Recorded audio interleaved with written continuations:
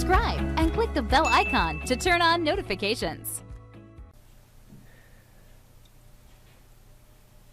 Python was born from a desire to have a better way to do system administration. Because of its flexibility and extensibility, it expanded to cover a wide range of general-purpose programming needs. Let's break down a basic definition of Python by 3 of its core characteristics. Python is an interpreted, interactive, and object-oriented programming language. Python is interpreted. When Python runs or executes, it uses an interpreter to transform the code into statements line by line. The interpreter decides if the line that it is executing is valid Python code. To be valid Python code, the text needs to have the proper syntax and indentation. If the interpreter encounters text that it doesn't recognize as accurate, it errors and the execution stops, or the file quits running.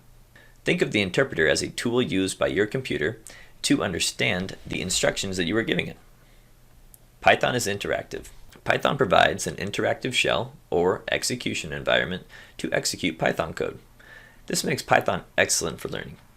The shell also uses the interpreter, but in a different execution environment. Python is an object-oriented programming language. There are different types of programming languages. To name a few, there are procedural, functional, and object-oriented. Object-oriented programming creates objects that perform actions, have properties, and encourage code reusability, as well as other features. Object-oriented programming is an advanced topic. One day, I hope you are able to expand your Python skills to include object-oriented programming. In this course, we will focus on using Python procedurally, that is, executing code line by line, top to bottom. However, we are still going to learn about functions. Programming languages are not restricted to one type. We can use Python in a functional, procedural, or object-oriented manner. Not all languages are like this, but Python is very flexible. Take some time or pause and review some of the vocabulary terms used in this video. There are more programming languages than programming languages worth talking about, but I want to give you context to the ecosystem of languages. Hopefully, this helps your mind place Python into its own bin. To start, a popular programming help site, stackoverflow.com, conducts a developer survey every year asking thousands of developers about the technologies they use. In 2020, JavaScript was the most commonly used programming language, followed by HTML and CSS. Both showed that out of 65,000 developers surveyed, more than 60% used those technologies. JavaScript, HTML, CSS are languages that are primarily used for web development. JavaScript is used for front-end and back-end development. Front-end code runs in the browser. For example, Chrome, Firefox, and Safari. Back-end code runs on the server. A server is a computer program that manages access to a resource or service in a network. The next technology, SQL, stands for Standard Query Language. It's a language used to query data from a database. So, backend code may utilize SQL to pull data from a database. Next, there is Python, which was used by 44.1% of developers surveyed. Python does not run in the browser. It's considered a general-purpose programming language. It's used in backend programming and to write computer applications. Java is a very popular programming language. I've been told by a friend that Java is the king of back-end programming. However, Java is also used to build mobile applications. Many more languages and technologies made the list, but the last that we are going to mention is Bash, Shell, and PowerShell. These technologies are used for system administration and computer programs. This makes them similar to Python. However, Python is considered more extensible, easier to use, and can be used in different environments, making it more flexible. The last language worth mentioning is C. Why? Because Python's default implementation is in C. How is that possible? It's not important in a beginner course to know everything about how computers in Python work. This is because Python abstracts many of the technical aspects of giving a computer instructions. Abstraction is an important part of programming. A common example of abstraction is driving a car. You don't need to be an expert in internal combustion to know how to drive a gas-powered vehicle. You turn it on and use the gas, brake, and steering wheel. Python abstracts the technical aspects away and reads like English, so you can control the computer without knowing and implementing every aspect of computer resource management. C is a low-level programming language. This means that C is a programming language that provides little or no abstraction from a computer's instruction set architecture. Commands or functions in the language map closely to processor instructions. Python code still needs to be executed by a computer. Therefore, the high-level programming language Python is interpreted and compiled down to something that is much harder to read for a human, but is easier for the computer to execute. Then it uses C to send the interpreted and compiled instructions to the processor for execution. Python is also used in web development. It can help serve HTML, CSS, and JavaScript files to a browser. In this way, you can see that programming languages serve different purposes but often work together. If you would like, pause the video now and review some of the terms used in this module.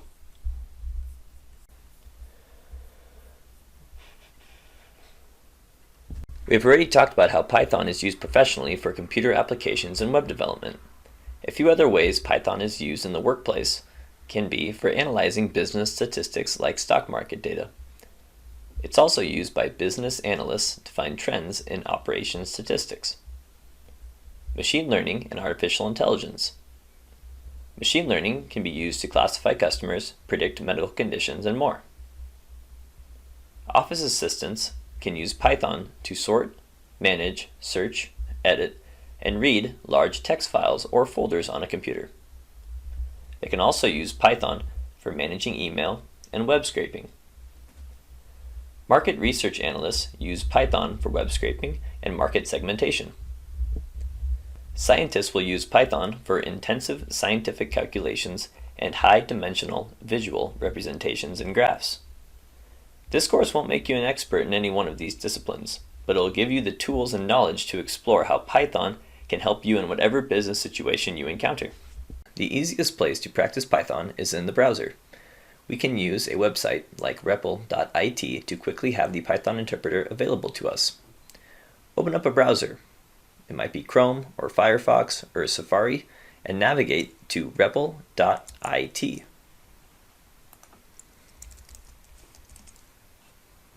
REPL.it stands for Read, Evaluate, Print, and Loop. On REPL.it, we can create small Python scripts or use the interactive console. Here I'm creating my first REPL. This is where we will learn a lot about Python to start out. Setting up Python can be tricky and frustrating for someone brand new to programming. Let's get some of the basic concepts down first before we install it on our local environment. There are three sections to REPL.it. On the left side, we have our files. Those are our REPLs. We can create new files or create folders. In the middle, we have our main.py file that we opened up from the left file navigation. Here we can write files and then execute them with the Run button. If we log anything to the console, it'll show up on the right side, which is the black screen, which is our Python console. We can also use the Python console interactively.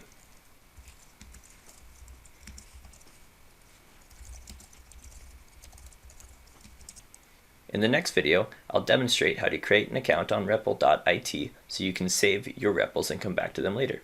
At the end of subsequent chapters, there will be exercises to test your knowledge from the chapter that you just completed.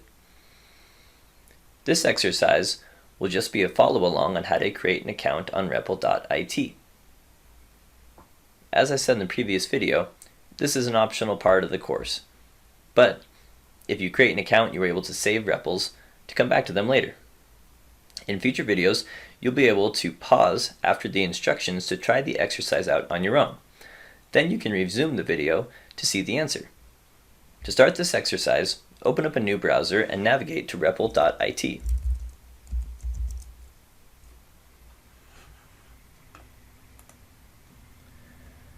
Click Sign Up in the top right and enter a username and email.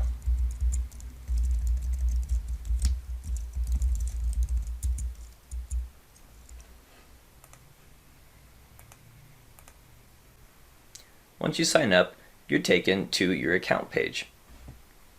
In the top right, select New REPL. Click Python, and then enter the name of the file that you're going to create. I'm just going to go with the one that was provided for me. Click Create REPL. We are now taken to the screen that we saw in the previous video. We can save and create files on the left panel. We can write Python code in the center, and we can use the interactive console on the right. Congratulations on completing your first exercise. Your ability to understand data types and how to manipulate them is the first big milestone in learning Python. When programming, you are typically working with data. Data types store information. In Python, the basic data types that we are going to cover in this section are strings, like hello, integers, like the number 2, floats, which are like integers but have a decimal, and Boolean values, which are true or false. Information has to be stored in a data type that Python understands. You can check data types by using the Python built-in function type. We will cover built-in functions later, but you will see me use some of the more common ones in this section. The type function takes one argument. An argument is a value provided in the parentheses and is separated by a comma. This is a good way to double-check your understanding of the data types you create. In the following videos, I will also use basic math operators like plus, minus, equals, and double equals. The equal sign in Python assigns values to variables.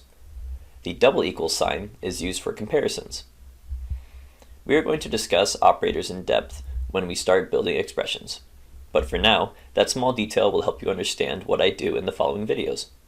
See you in the next video. I'm back on REPL.it and I've opened up a new REPL. Just as a reminder, the middle section is a file, or representation of a file in the browser, and on the right side we have the console, which is also interactive. I've entered 3 valid strings into main.py. A valid string needs to have matching quotation marks on either side. You can use double quotes or single quotes. When I click Run at the top of the screen, Python will execute this file line by line. If there's any output, it'll print it over in the console.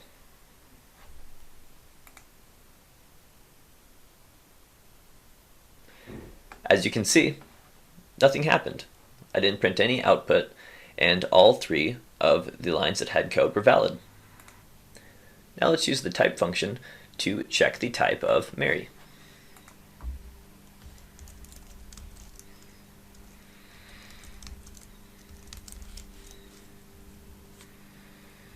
Let's run the file again. We now have a string, or the class string, logged to the console. The type function took in the argument Mary, and it determined that it was a string value. Notice that if we don't provide the matching quotations, we will get an error when we run the file.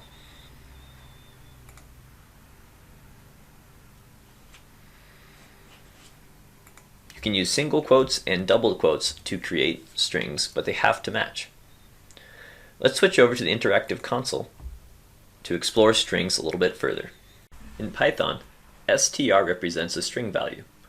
So when we check the type, it'll print out str. We can also use the str function to coerce a value to a string value.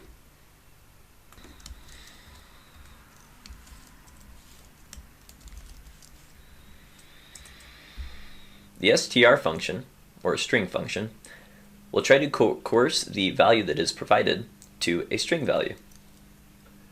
So for example, let's say that we entered an integer into the string function.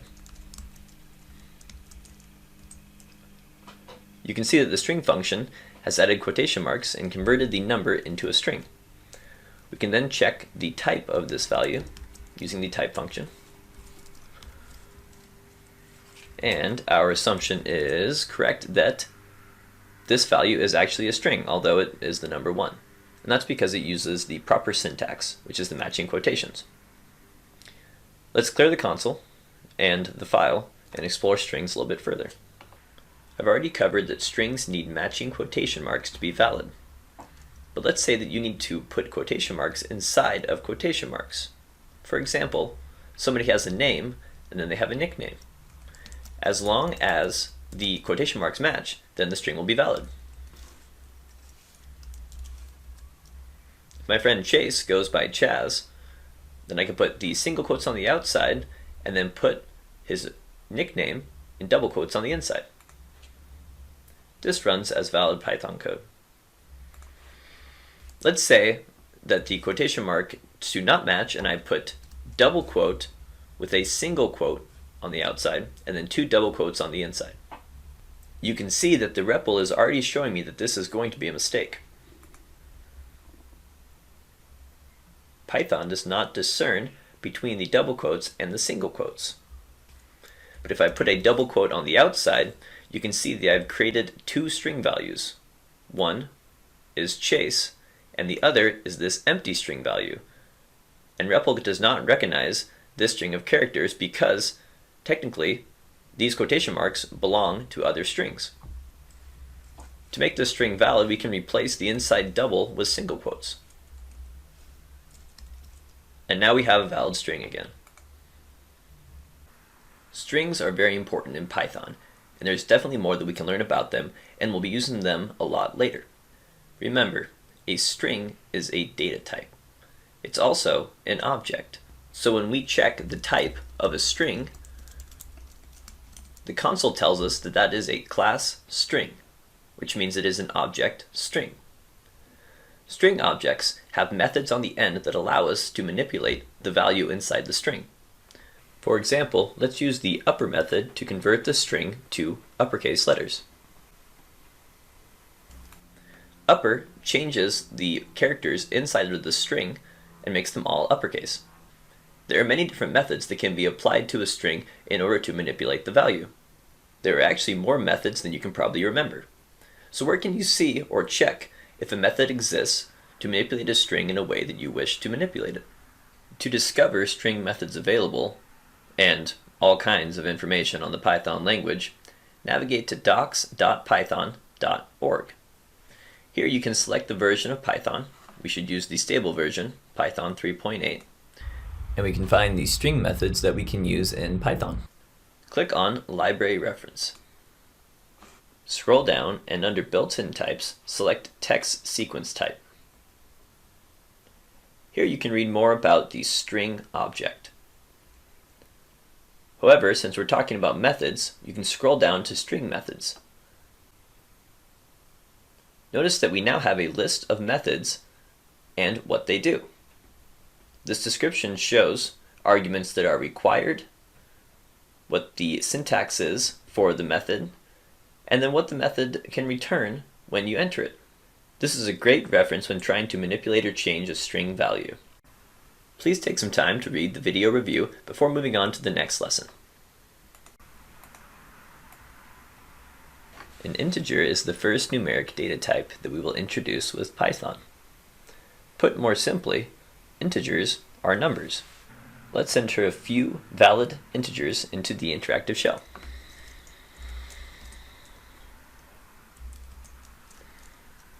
Here, let's add 2 numbers to form a larger integer. Larger integers do not allow the use of commas in between values. As you can see, the console reads that as a different data type called a tuple. It does not read that as 100,000. To enter 100,000, put all the integers side by side with no commas or spaces. Let's check the type of an integer to see how it's represented in Python.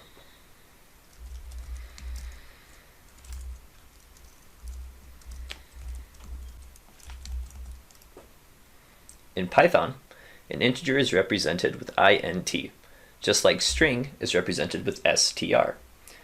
That means there's a function, int, that is a constructor that can be used to see if you can coerce a value into an integer.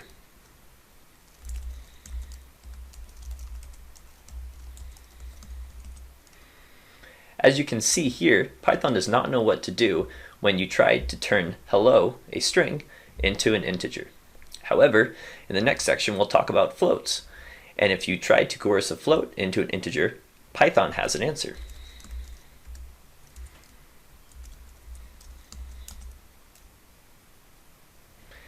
Integers do not have as many useful methods, or methods that you will use, as strings do.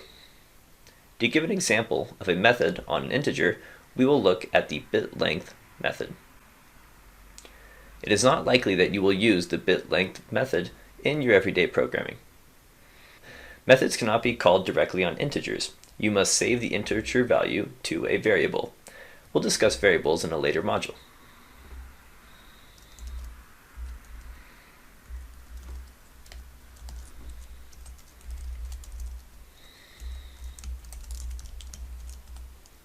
We cannot change the string hello into an integer.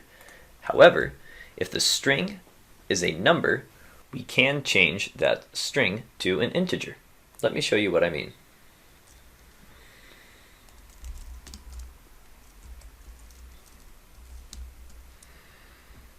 We know from the previous lecture that that is a string that has the text character 2 in it. We know this because if we checked the type of it, it would tell us that it was a string.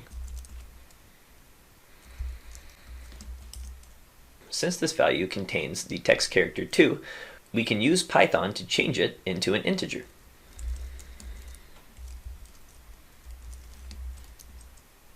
Let's see how this works again. First, we try to turn the string hello into an integer. This is going to fail. Next, we use the integer function to turn the string with the number 2 into an integer. That succeeds. This will be important moving forward because it's helpful to sometimes turn numbers into strings for string manipulation and then to change them back into numbers. Starting out, integers are probably one of the easiest data types to grasp right off the bat. It gets a little more complicated when we start using floats and start rounding decimal numbers and combining floats and integers. In the next video, we'll talk about floats. The next numeric data type to introduce is floats. The word float comes from floating point number. This is also more commonly called a decimal. Let's enter a few floats into the interactive terminal.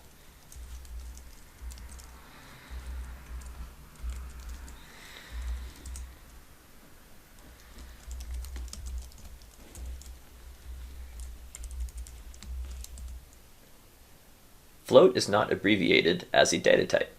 It is represented by the word float, F-L-O-A-T.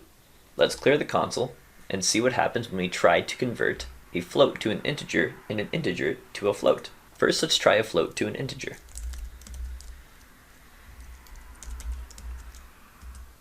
Notice that the float is rounded down as a whole number integer. Next, let's look at converting an integer to a float. Here we can use the float constructor function.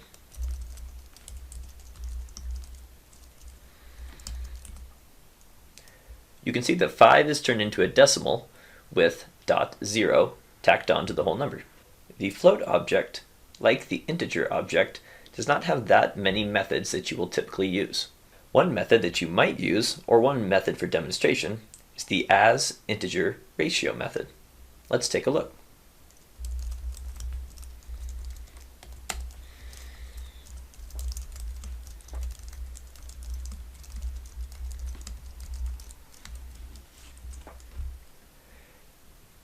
Here we get a tuple, which is a data type that we have not introduced, of two very large numbers. Now when you divide these two numbers, you actually get the ratio 0.2.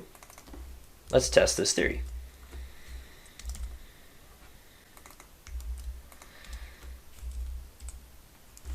Although this is interesting, your use case for this may be quite small.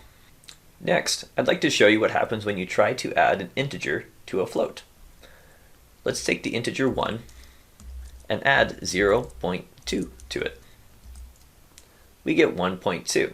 If we were to check the data type on that result, what do you think we would get as the data type? If you guessed float, you are correct. Floats are very useful when working with financial data or business statistics. In the next section, when we talk about built-in Python functions, we'll talk about rounding floats and how you can change how many decimals you want the number rounded to. This covers numeric data types. See you in the next lecture. Boolean values are used for comparisons.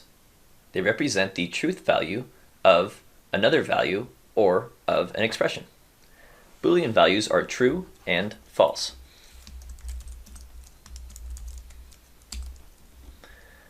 Let's check the type of true and false.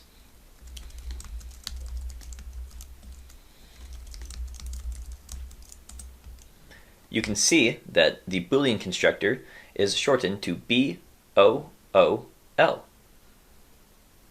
Let's quickly use a comparison function to see how we can get a Boolean value returned. Here we're using the greater than symbol to see if 1 is greater than 2. This will return a truth value. The truth value is false. Let's check the type of this truth value.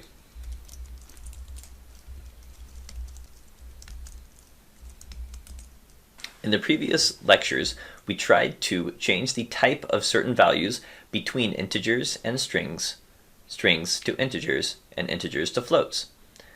Let's see how this works for Booleans.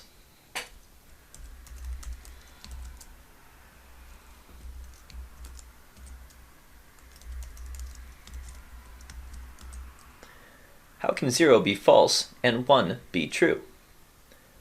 This is where I'd like to introduce the concept of truthy and falsy values. Any value can be tested on whether it is a true or a false value. Truthy are statements or values that evaluate to true. Falsy are statements or values that evaluate to false. In Python, numbers that are not 0 represent true.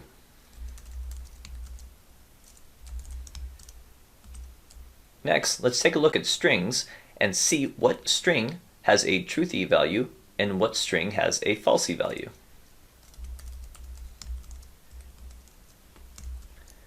This is an empty string. Do you think that empty is false or true? It is false. Now that you know that an empty string is false, let's give this string a few characters and then test it. This is a true value, or a truthy value. The syntax for true and false is very important. The T and F need to be capitalized for their respective values. If it's lowercase, it is not recognized as a true value. Furthermore, if you put true and false inside of quotation marks, it becomes a string and not a Boolean.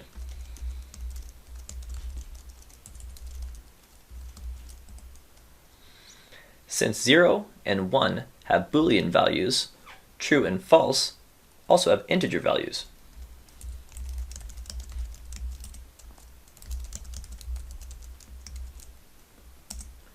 This can be helpful for comparison in expressions. Let's take one more look at how true and false have numeric values. As we've worked through the basic data types, we have seen how flexible Python is. This can be an advantage and a disadvantage. It means that you can quickly change between different data types and compare many different types of data types. However, it also leaves room to have the wrong data type for a certain value. This can lead to errors down the road in functions and expressions. Evaluating expressions and using Boolean values becomes very important when we introduce basic logic. If you'd like, you can now take the time to pause and look at the review for this lecture. For the next section, you'll want to download the course exercise files. Click the link below in the video description to get these. You can also scroll through the details to find timestamps for each section in this course. If you're enjoying this training, please leave us a comment. Welcome to the exercise for this chapter. In main.py, I have a few questions or challenges that you're going to try to attempt to complete. The exercises have different section names and are broken down based on some of the data types that we learned about in the previous lectures. We will complete the exercises by each section. That means I'll read the questions. You can try to answer them, pausing the video if you'd like, and then I will answer the questions in that section. You can then play the video to check your answers, or you can play it straight through. We will then move on to the next section, reading the questions and doing the same. For the first section, let's take a look at strings. For the first exercise, enter a valid string. Then, enter a string using two sets of quotation marks. Convert the string 100, which has quotation marks, to an integer. And finally, for this section, use a string method to make the string hello, which is uppercase, into lowercase hello.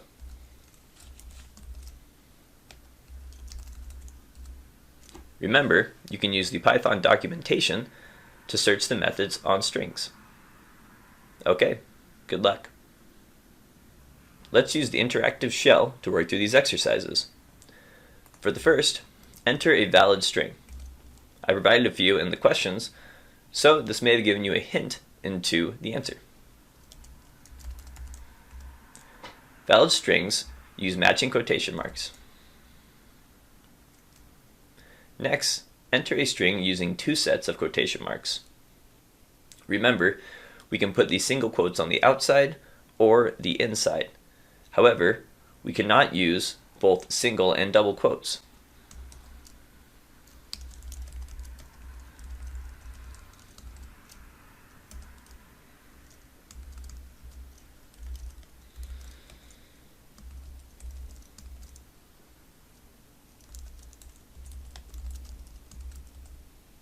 As you can see, we get an error. Let's reverse this to use the single quotes on the outside and the double quotes on the inside.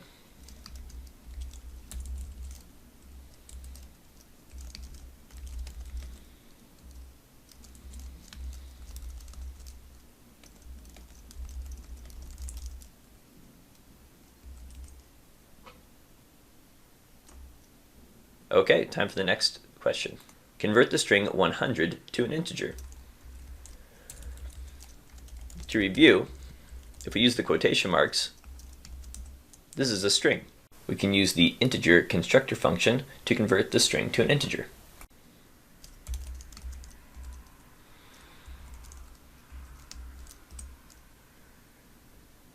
We can check the type on that result to confirm that it is an integer.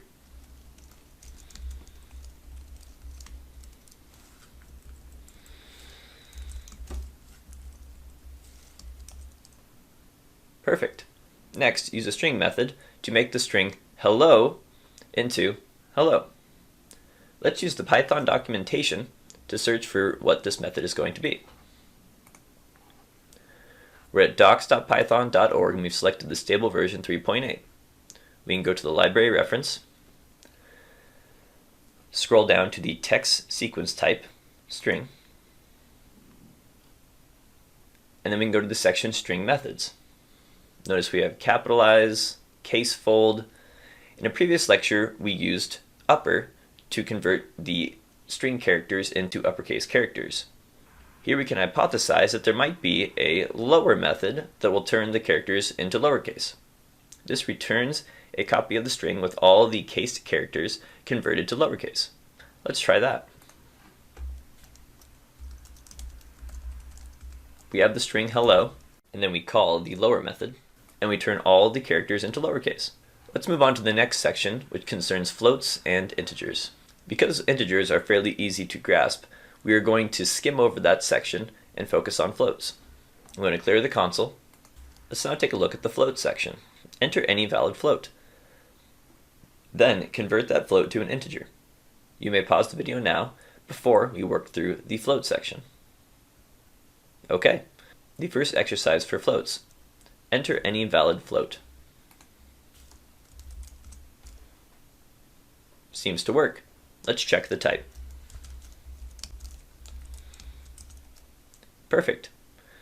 Now let's convert this float to an integer. This is similar to the previous section where we converted the string to an integer. If you recall, this rounds the float down to the nearest whole number. Moving on to Booleans. The first exercise for Booleans. Test the truth value of the integer -5. Then, convert the Boolean values true and false to integer values. You can pause the video now before we go over the Boolean exercises.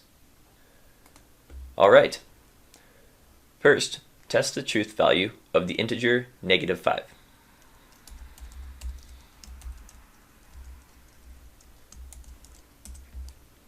We get a true value. In one of the previous lectures, we discussed that the only falsy value for integers is 0. We can confirm this in the next exercise task. Convert the Boolean values true and false to integer values.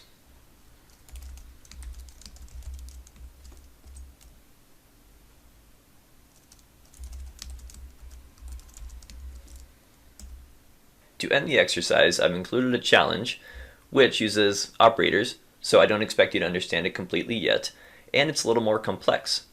Let's clear the console and read the challenge. What is the value and data type for the expression below? Try to hypothesize the answer in your head before entering it into the console. Pause and take a second, and then we'll answer it. Okay, let's enter it into the console and discover the value. I'm going to create a little bit more room here so we can see the full expression.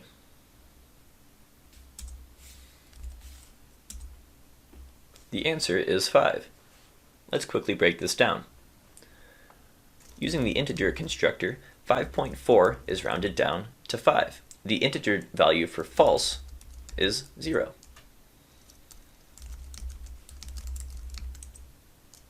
So right now the expression evaluates to 5.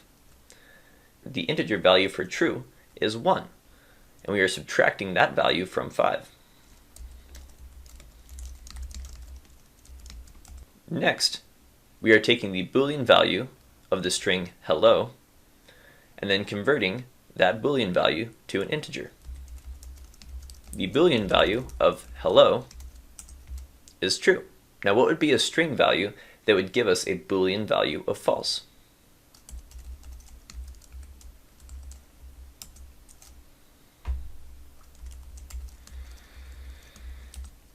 An empty string gives us a Boolean value of false. Going back to our expression, if the Boolean value hello gives us a true, then what is the integer value of true? It's 1. 4 plus 1 takes us back to 5. That was a bit complex, and I can't see you using that expression in the future. However, it speaks to the conversion and data types that we covered in this section. I'll see you in the next section on Python built-in functions. In this section, we are going to discuss built-in Python functions. In the previous chapter, you've already seen me use some of the built-in Python functions. For example, int, print, type, string, and Boolean. I did not define these functions, they already existed in the environment. Built-in functions are installed when you download Python. And when the file executes, the interpreter is able to find the files for these functions and run them properly. Built-in functions are global, so you can use them anywhere.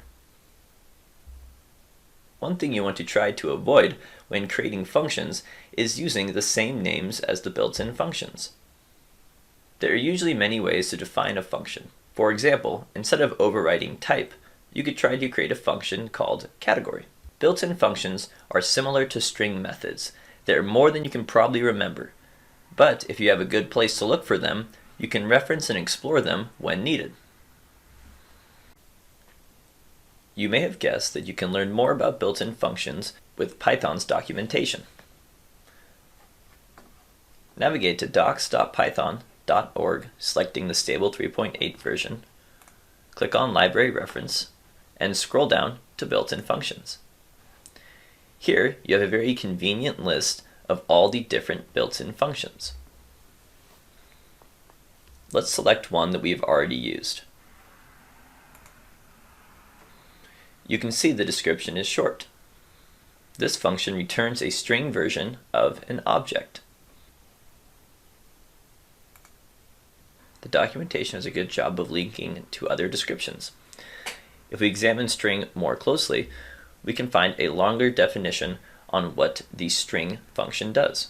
In the documentation, return means the value that is returned once you execute the function. In previous lectures, I've been using this interchangeably with the word result. It is the result of the function. This is sometimes called the return value. Let's go back to the built-in functions page. It probably wouldn't be very useful to memorize every single one of these functions. However, when you navigate here, you can click on one and view how to use it. Let's take a look at one of the other functions and break down the definition of it further. Let's try ABS. Return the absolute value of a number. The argument may be an integer or a floating point number. If the argument is a complex number, its magnitude is returned. Here in the title, you can see that you provided the function ABS with x. X is represented by a number. You know this because in the description, it reads the argument may be an integer or a floating point number. Using the documentation, you can find out what value a function takes and what value you can expect in return.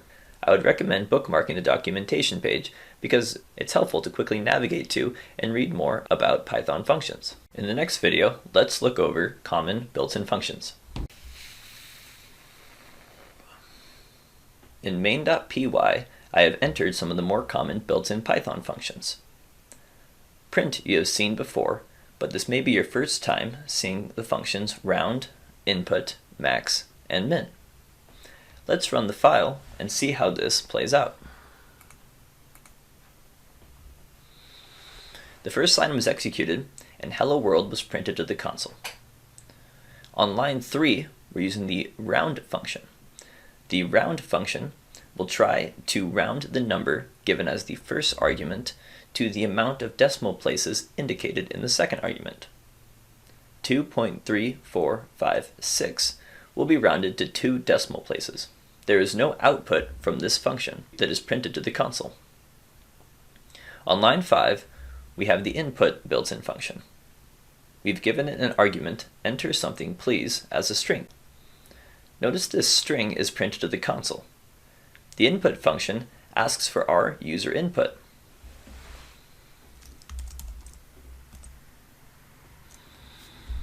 You can now see that the file is done running. On line 11, we had a print statement, this file is done running. That means that Python executed every single line in the file and now it is ended. We now have a red arrow indicating a fresh prompt in the console. Max and min, like round, did not have any output to print to the console. Here we've introduced how to use the input function and shown that not every built-in function has output that is printed to the console. This is the case when running Python code from a file. If we were to use the interactive shell, we would see that there is output from running the round function.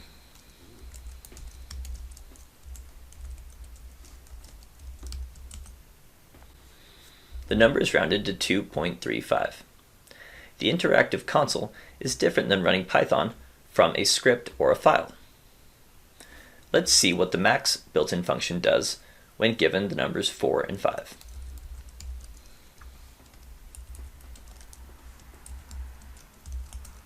The max function returns the largest integer value given. Based on what the max function does, you can probably guess what the min function does. Let's give it a few more arguments.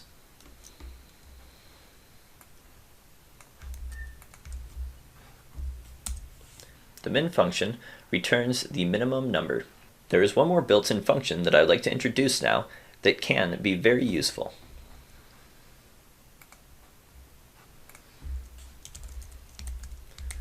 It is the help function. You can use the help function in the interactive console to learn more about different types of functions or keywords in Python. As you can see, there was text printed when we first entered the help function. If this is your first time using Python, you should definitely check out the tutorial on the internet. Enter the name of any module, keyword, or topic to get help on writing Python programs and using Python modules. To quit this help utility and return to the interpreter, just type quit. Down at the bottom you can see that the prompt changed and we now see help with a greater than symbol. Let's type in one of our built-in functions to see if we can learn more about it. After entering round, we have a description of how to use the round built-in function. You can see that round takes in a number, and it also takes in as the second argument the number of digits. This rounds a number to a given precision in decimal digits. The help utility can be very useful when first learning Python to find out what certain keywords, modules, or built-in functions are and how to use them. Let's exit the help prompt. We are now back to the interactive interpreter. You can tell this by the red arrow indicating a fresh prompt. Take some time to pause and review the help function because it will come in handy for all other built-in functions. For the next section, you'll want to download the course exercise files. Click the link below in the video description to get these. You can also scroll through the details to find timestamps for each section in this course. If you're enjoying this training, please leave us a comment. In this exercise, we're going to use built-in functions to create a small interactive script. We are then going to use the health function to look up what a built-in function is that you have not used yet. This exercise will be performed in the main.py section of the REPL, and then the file will be run. Any output will be printed to the interactive console. Enter the correct code underneath the respective instruction. The first thing the file should do is print start of file to the console. The file should then pause and ask the user to input their name. Then, the file should round 1.55678 to 2 decimal places. Finally, it should print end of file execution. Once you successfully ran a file that checks off all of those demands, use the interactive console to find out what the len or len built-in function does. You may pause the video now or continue watching. Good luck! Okay, let's work through the file. Starting off, we need to print start of file to the console.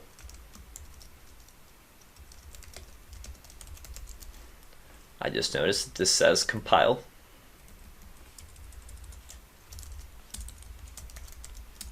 There we go.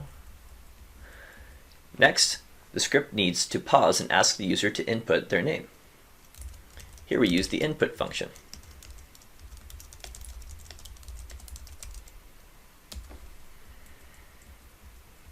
After the user enters their name, we need to round 1.55678 to 2 decimal places.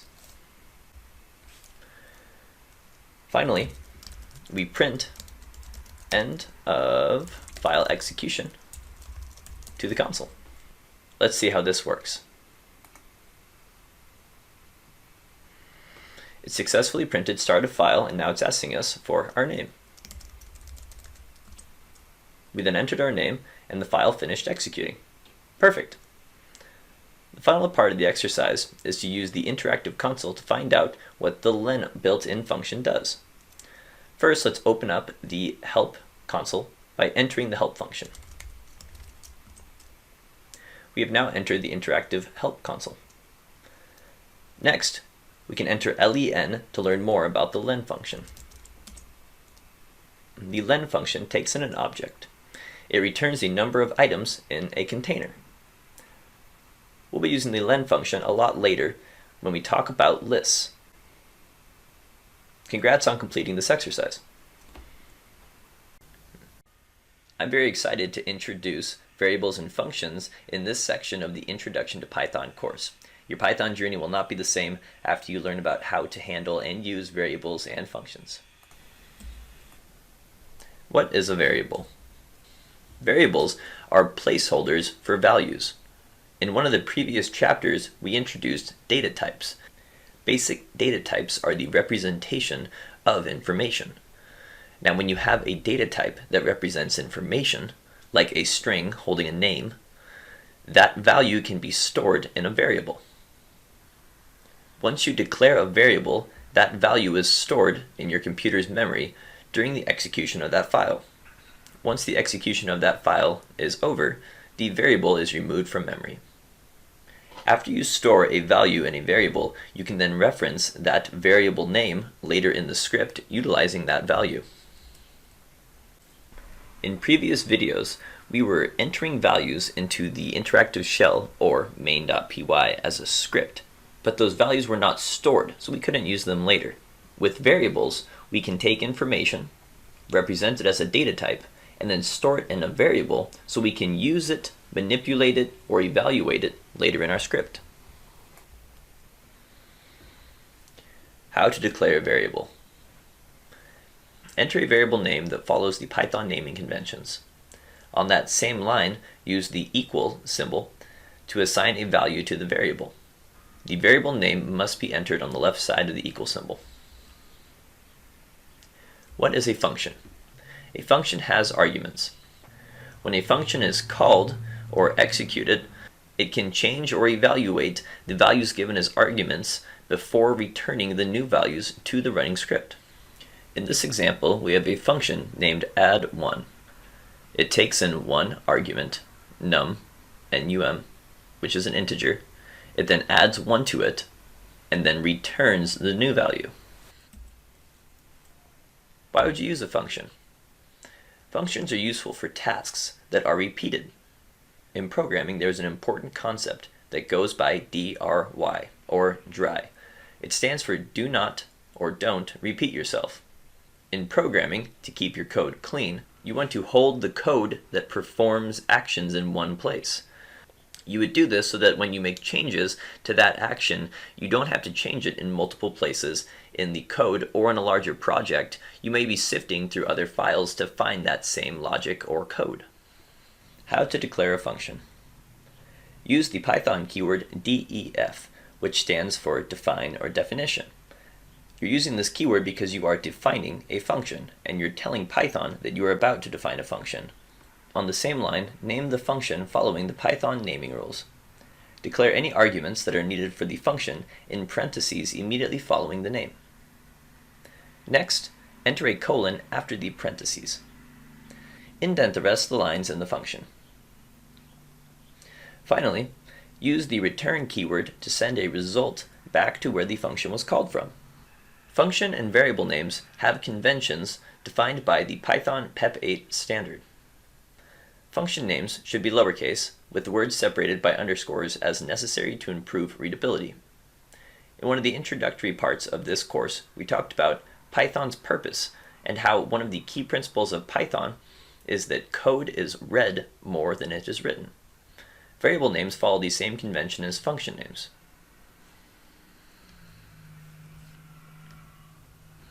Some last notes on variables and functions. Variables store values. Functions store tasks, actions, or code. Both can be referenced in a file after declaration. Later in this chapter, we'll go deeper into variables and functions. In this video, we're going to explore what variables can and can't do. Let's review some of the rules about variables. Variables are declared with lowercase letters. To separate words in a variable name, use underscores. Variables cannot start with a number or numbers. Variable names do not use special characters, except underscore. This is because special characters are already used in Python as operators. So when Python sees a special character, it assumes it's an operator. If that's in a variable name, it'll throw an error. Naming variables is a skill that is developed. When you name a variable, you're trying to make it as descriptive and concise as possible. Sometimes these two characteristics compete with each other. As you learn and practice naming variables with Python, you'll get better at defining descriptive and concise variables. We're back on REPL.IT, and we're going to use the interactive console to demonstrate some of the principles of variables. Let's start with a very simple variable declaration.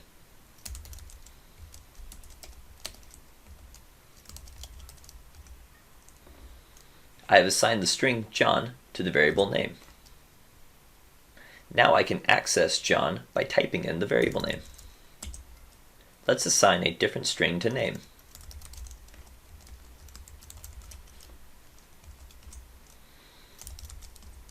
Name now equals Sally instead of John. I have reassigned the variable value. Let's combine this variable, concatenating it with a string, to form another variable. Here I am declaring a new variable named full name. I am then taking the value name, which is Sally in this case, and I am adding the string John. This is called string concatenation. Now let's print the value of full name. Perfect.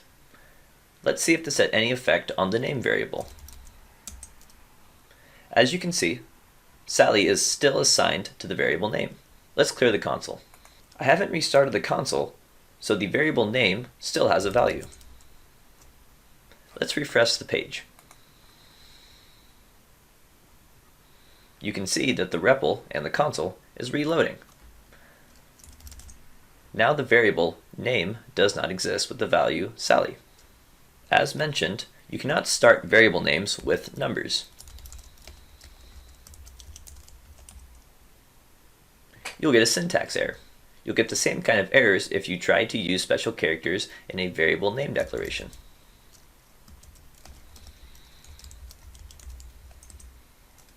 Again, we have a syntax error. Let's take a look at an example where I want to assign a number in a variable name, but I don't want to use an actual number like 1, 2, 3. Instead, we can type the number out in word form. Name 1. Or name 2. Now we have stored name 1 and name 2. Variables can also be assigned to other variables. Let's assign name 2 to name 1.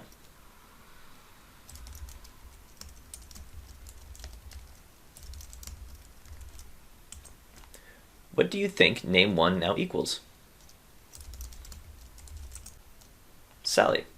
What does name 2 equal? Sally. We have not modified the variable value in name 2. We have assigned the value in name 2 to the variable name 1. Variables are case sensitive. Let's give an example.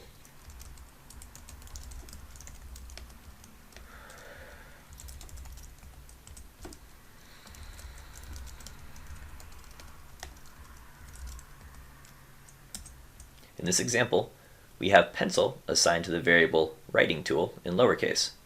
We also have pen assigned to the variable writing tool in uppercase. Let's print these variables.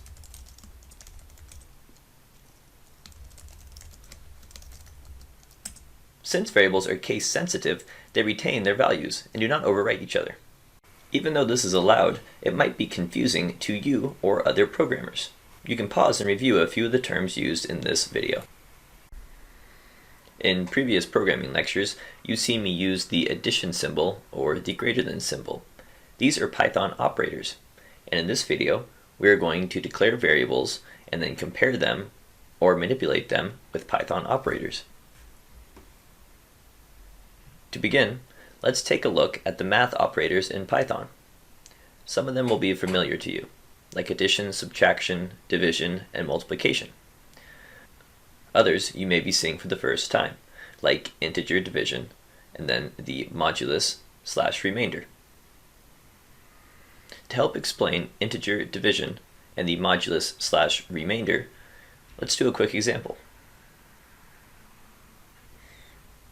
Here you can see that 2 goes into 7 3 times. Now technically there's a remainder of 1 left over that would be displayed as a decimal. With the integer division, the answer is just 3. The modulus/remainder would give us an answer of 1. Now where does that 1 come from? That 1 is the remainder, or leftover, once you divide 2 into 7 3 times. In this way, you can see the clear relationship between integer division and the remainder operator. In Python, there is also comparison operators.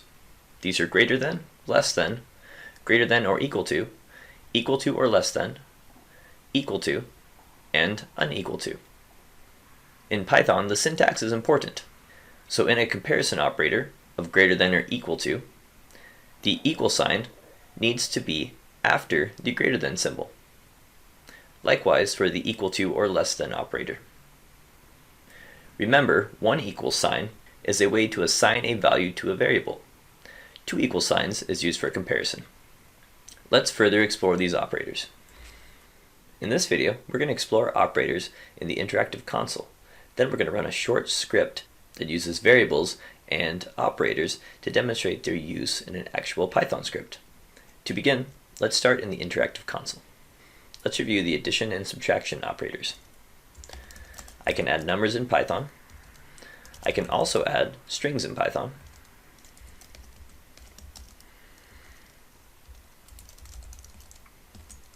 I can subtract numbers, but I cannot subtract strings.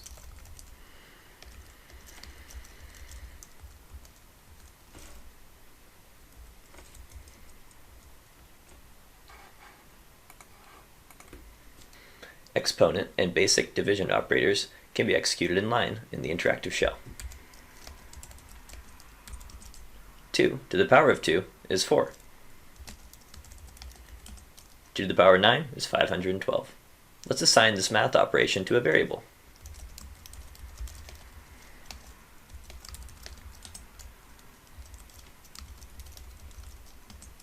$512 is now stored in the variable big number. Let's look at how the data type changes when we use different division operators. A basic division operator will give us a float data type. Let's check the type on that.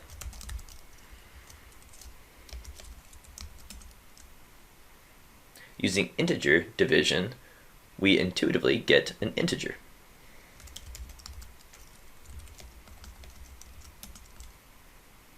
Now let's look at comparison operators to see how we can return Boolean values when comparing variables.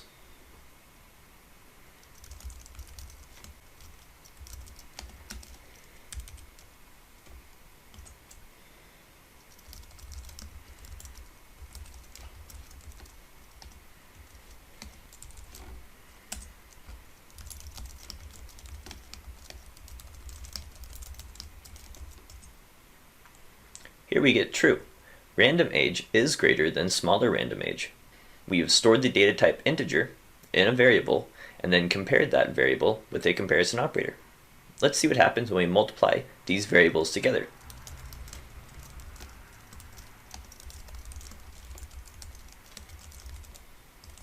We get a very large number.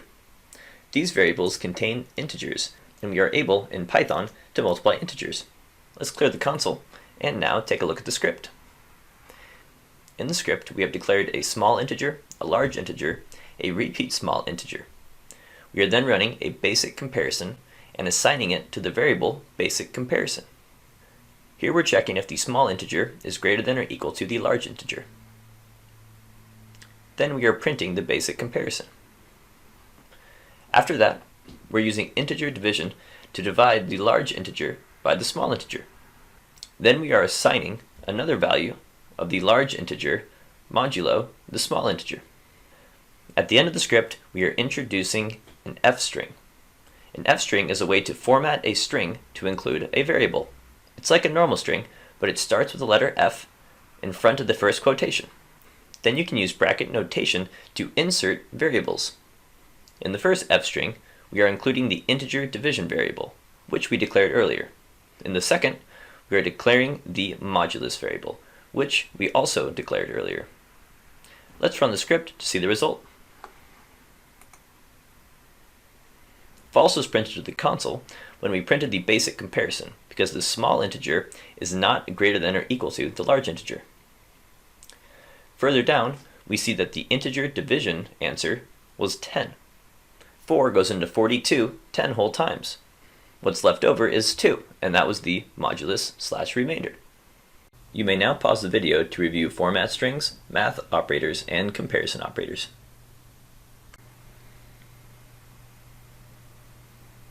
In this video, we're going to dig further into basic expressions. In Python, or in general programming, basic expressions can be evaluated, and when basic expressions are evaluated, then decisions can be made based on those evaluations, or calculations. That makes basic expressions very important and a base-level aspect of programming. Take, for example, this expression. This expression looks fairly complicated, and it can be difficult to read. However, we can break apart this long expression into smaller expressions and variables to make it more understandable and to make it look like cleaner code. Because in the end, this expression just evaluates to false. This kind of expression with the Boolean answer will be important later when we talk about if-then statements and basic logic. Let's identify this expression a little bit closer. Recall from earlier that the round built-in function takes in 2 arguments, a number to be rounded, and then the amount of digits to round that number to. In this expression, the first argument to round is a difficult-to-read mathematical equation. Let's pull that equation out and put it in a variable. Let's call this variable first argument.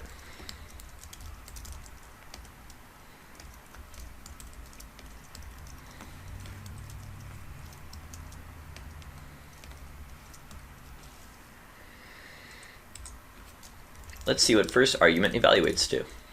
After initializing first argument, this immediately clears up our expression.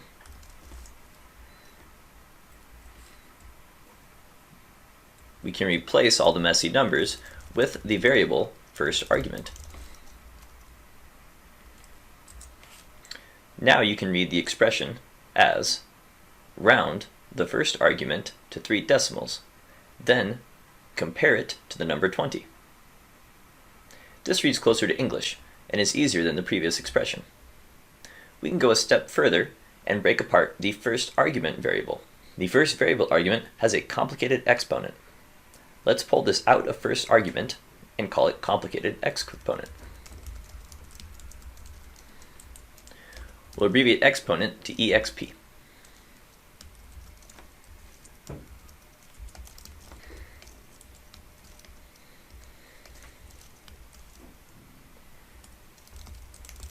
Let's check the value in complicated exponent. Now that we've pulled that mathematical expression out of the first argument variable, let's reassign first argument.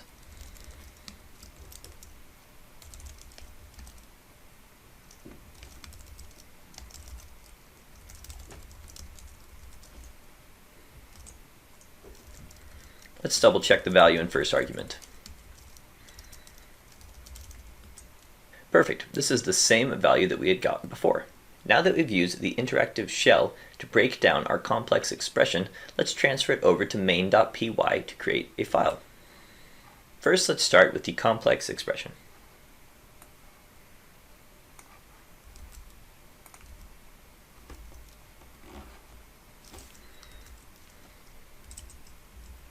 Remember, the Python file executes line by line.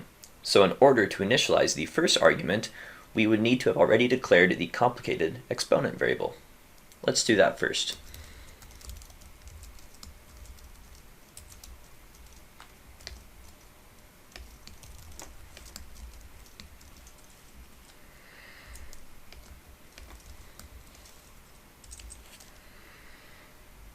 Next, we declare first argument.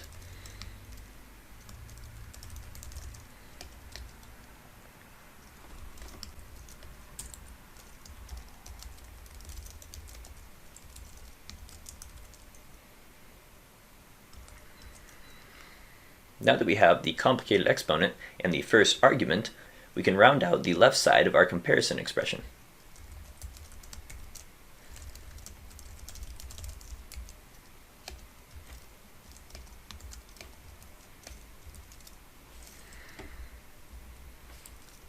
Let's remove the final line and then print the result.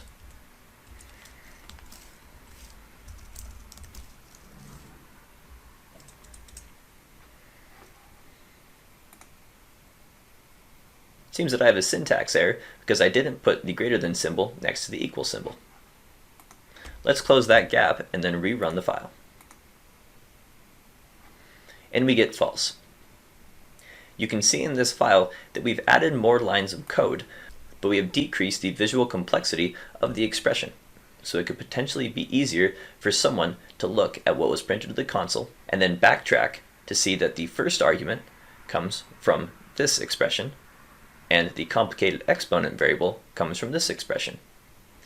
In this way, you're creating a division that helps the reader or yourself understand what is going on in the file. In the next video, we'll talk about declaring functions and how to put basic expressions inside of the functions. In this video, we will be breaking down how to define and execute functions. We will be looking at how to name functions, arguments, executable statements, and return statements. When you define a function, you are defining an executable statement. The powerful aspect of functions is that you are assigning the executable statement to the function name, so you may reference the function later in the script. When you define a function, the code is not executed. The code is only executed when the function is called. Let's break down this simple function definition. The first thing to do when defining a function is to use the def keyword. This tells Python that you're about to define a function. Next, provide a name for your function following the Python naming conventions. These are the same conventions as for naming variables.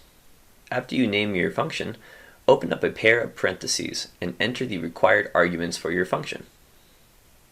Here you can see that this function needs x and y because later inside the function we are adding x and y together and then returning the total. These values can be named whatever you'd like, but like variables, it's better to use something descriptive and concise. Furthermore, the name of the arguments defined in the function is how you will reference that value in the function. In this example, that's fairly straightforward. If we were to call this function in our script, we would type add, and then we would provide an argument for x and an argument for y. The names of these arguments then act as variables in the function. In this function, the executable statement that we are defining is total equals x plus y, and then we are returning total. In Python, the syntax is very important. After the parentheses, you must add a colon followed by a new line. The lines after the colon need to be spaced using 4 spaces. This is the proper use of white space and indentation in Python. If you were to not follow the indentation, Python would throw an error. Not all functions need a return statement. However, most do have a return statement.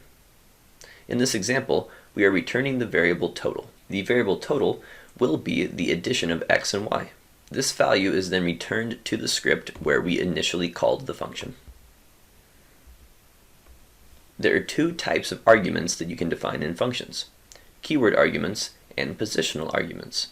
In the previous example, we provided 2 positional arguments. X was the first argument and y was the second argument. It's fairly common in Python to also use keyword arguments. A keyword argument is preceded by an identifier. So in our previous example, we might have defined the keyword argument's first number and second number. This is useful when providing a default argument. In our example on the previous slide, if we did not supply 2 numbers as arguments, our function would throw an error because it's expecting 2 numbers. We can use keyword arguments to set default arguments for those values in case you forget or in case you don't have 2 numbers to add but you still need to run the function. We'll give an example of this in the REPL. In main.py, I have defined the function that we talked about earlier in the video. Let's call this function in the script and print the result.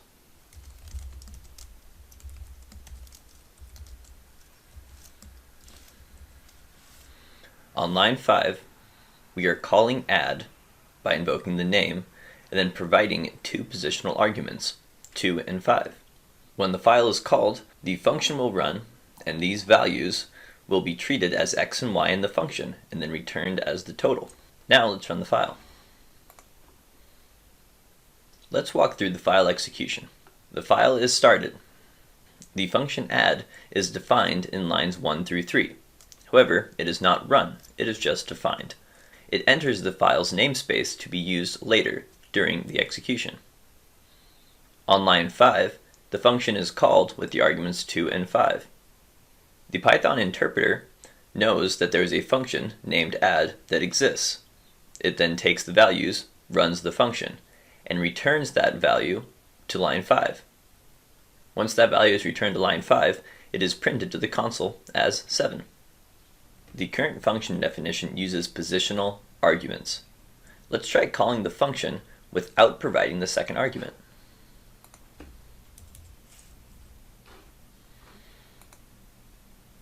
Predictably, we get an error. We are missing one required positional argument. We can resolve this error by defining keyword arguments and specifying a default argument.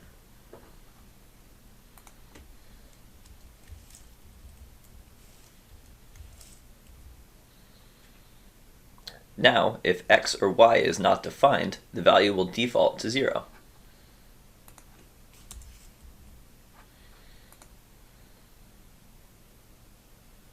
In Python, positional arguments come before keyword arguments. This is a convention in Python. If we were to put a positional argument after a keyword argument, we would have an error.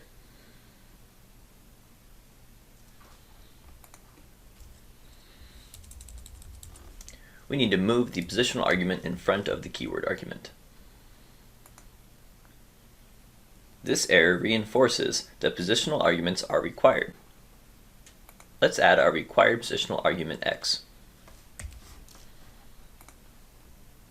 We now have valid Python code again. You may already understand how useful functions can be and how they can clean up your code.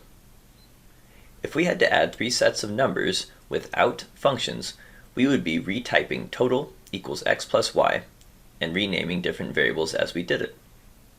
Then if we were to change that basic expression down the road, we would have to change it in 3 different places. If we're using functions, we can quickly add 3 different numbers in a row, or 3 different sets of numbers.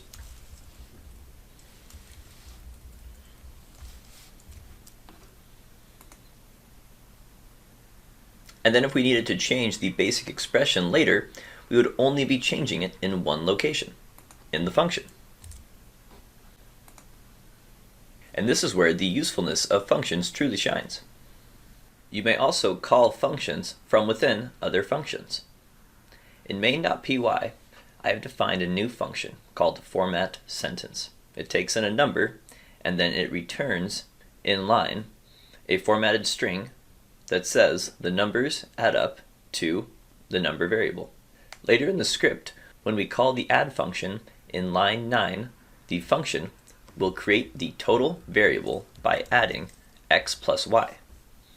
It will then seek to return the value, but before it does, it will call the format sentence function, passing in the total variable, creating the formatted string, returning the formatted string, and then returning that value from the add function to line 9.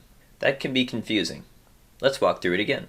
When we call the add function, the values are passed in as arguments. The total variable is created. The add function then seeks to return a value to line 9. But before it can do that, it needs to call the format sentence function, providing the total variable. The format sentence function is called, and the formatted string is returned to the add function on line 6. After that function is done running, the add function returns that value to line 9. It is then printed to the console. It's okay if you do not understand this at first. The more you practice Python, the better you will get at nesting functions and basic expressions. Take some time to pause and review some of the vocabulary used in this video. Commenting in Python can be used to leave programming notes in a file without having that code executed. You've seen me add comments when working through the exercise files in previous chapters. You can add comments to a file by using a hash. You can also use multiple hashes. Comments can also be helpful when planning out what you want to do in a file. we can do a simple to-do statement that reminds us that we need to complete some sort of programming task.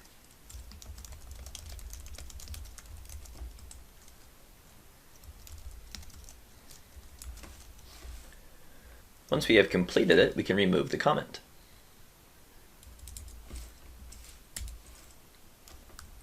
You can also leave comments in Python by leaving 3 quotation marks at the beginning and end of a phrase. For example,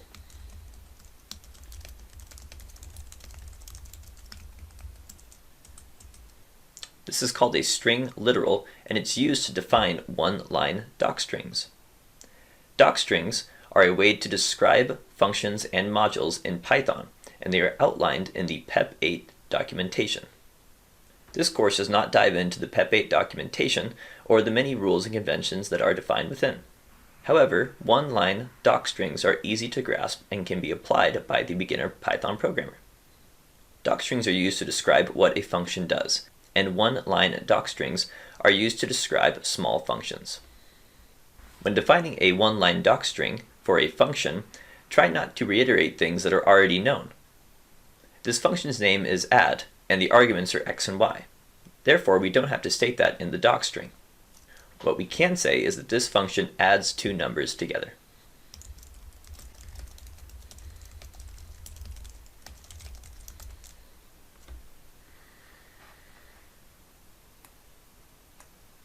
Certain programming tools will be able to read this docstring during programming and help the user use the function that you have defined. Leaving a one-line docstring can also help remind you, the programmer, or other people reading your code, what the function does. Python reads like English, but sometimes an actual English sentence does the trick even better. There are more conventions and rules around docstrings and multiple-line docstrings on docs.python.org. And if you get curious, feel free to read more about them. It'll certainly come in handy when you start building more complex functions. You may now pause and review some of the terms introduced in this video. In this chapter, we covered a lot of ground. We talked about variables, built-in functions, operators, and creating user functions. This exercise is going to challenge you to use all of those skills in a short script. This script is called Your New Lucky Number. Your New Lucky Number is going to take user input for a name and a number. Next, because the inputted number will be a string, you'll have to reassign the variable number using the int constructor function that we learned about in a previous chapter. This needs to be done before the lucky number calculation because the lucky number calculation must use integers. It's then going to perform a calculation on the inputted number to create a new lucky number for the user. Then, using an f string, it's going to print the user's name and lucky number to the console in the form of a sentence. After you successfully completed those tasks, you are going to turn the lucky number calculation into a function. You may choose to just create the function for the lucky number from the outset. However, you may be able to see the programming progression better if you first create the basic expression and then turn it into a function. One word of caution: when you call a function, it needs to be defined in the local namespace. Therefore, you cannot call a function before it is defined, or you will get an error. You may pause the video now, and then we'll continue with the exercise to see the answer. Good luck. Okay, let's work through the script. The first task is to save user input to a variable. We can do this using the Python built-in function input.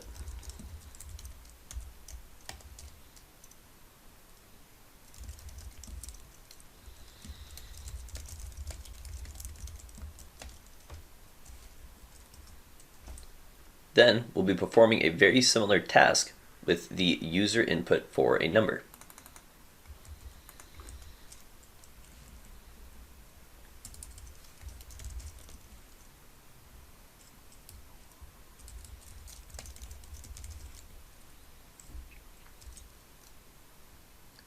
Next, we need to reassign the inputted user number to an integer so we can perform a calculation on it in the next step.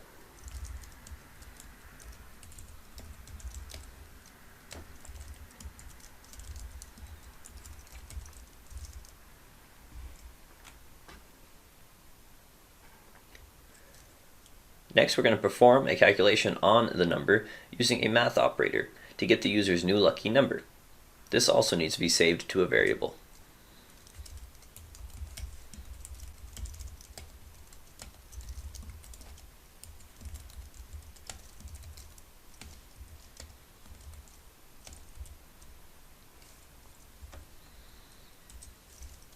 Finally, let's print the user's lucky number and their name to the console in a nice sentence format. Here we're going to use an F string which starts with the letter F and then is followed by a pair of single quotation marks. Inside of the F string, we can use brackets to insert variables.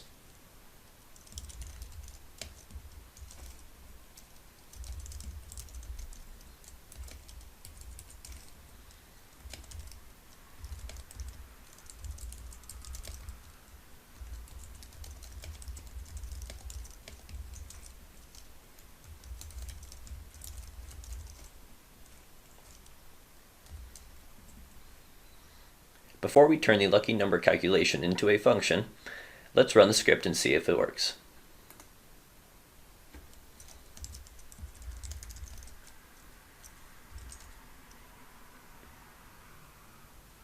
Looks like I made a quick error in typing user number in line 13. Okay, let's try one more time.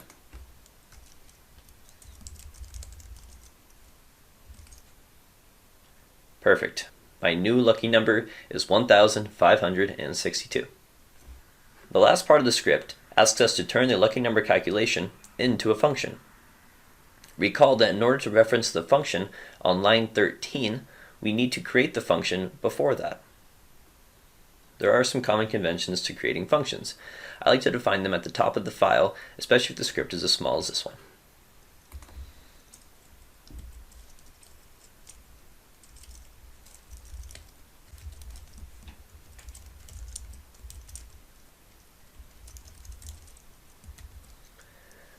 The lucky number calculation takes in one argument.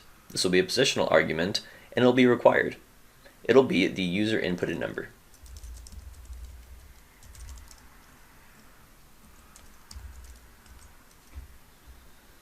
Recall that our user number calculation was to the exponent 5 and then integer division 2. Here we can take the basic math expression and put it in the function.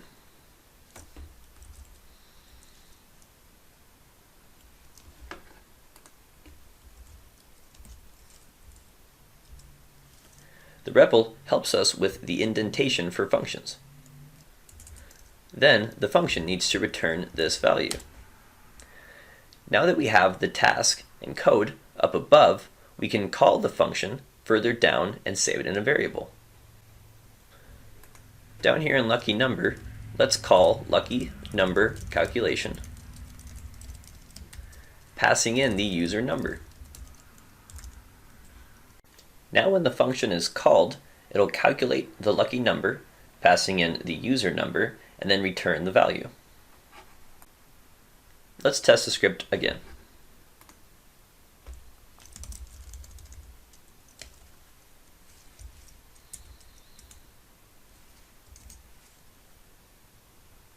You can see that the script operated perfectly.